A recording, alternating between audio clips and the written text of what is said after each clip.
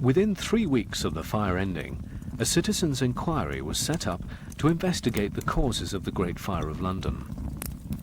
The firm suspicion held by bitter Londoners that the fire had been started deliberately by papist plotters was given substance when Robert Hubert, a 26-year-old French watchmaker, made a detailed confession after his detention at Romford in Essex.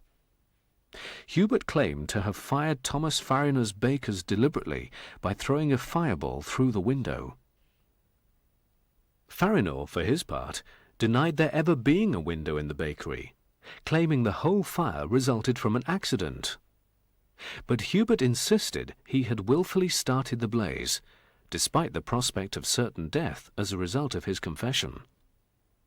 However, Hubert changed his story many times, much to the confusion and annoyance of his judges, who had him hanged anyway, even though his story was palpably untrue.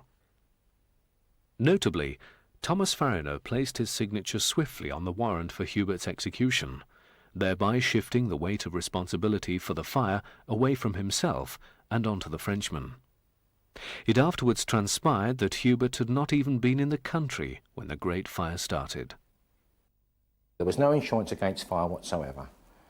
So the merchants and people who lost their houses lost everything. Unless they had actually money in the bank, their goods, their property were completely destroyed by fire, and they had no means of getting money to actually rebuild their premises or their buildings. And so, devastated London made its plans to rebuild and regenerate the city, a massive task which did not begin until 1667. The housing programme was not completed until 1672.